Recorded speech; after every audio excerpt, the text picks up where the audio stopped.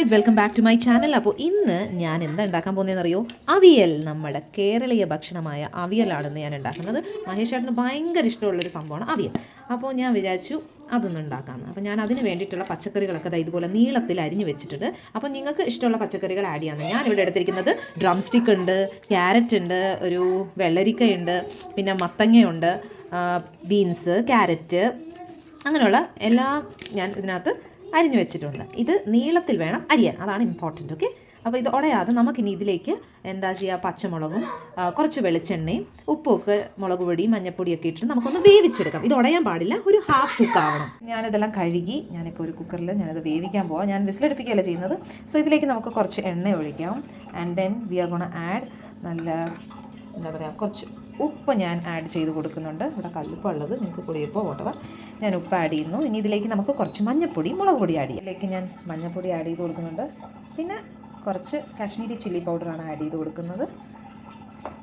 Okay, ഇനി ഇത് നമുക്ക് ഒരിത്തിരി വെള്ളം ഒഴിച്ചിട്ട് നമുക്കൊന്ന് വേവിക്കാം. ഹാഫ് കുക്കാണ് വേണ്ടത് കേട്ടോ.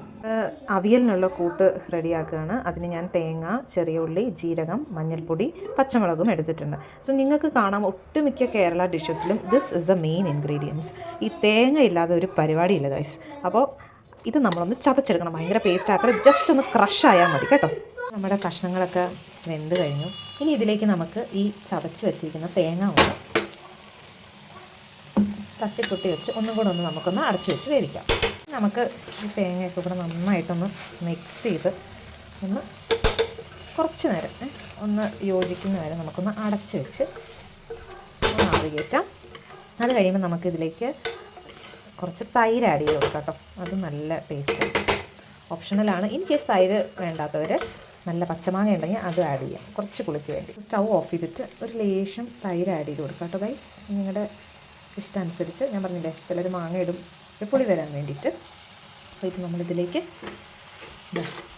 ആഡ് ചെയ്ത് കൊടുക്കുകയാണ്. ആ ഒരു കൺസിസ്റ്റൻസി ഇപ്പോൾ ഇതിനകത്ത് നിങ്ങൾക്ക് കാണാം.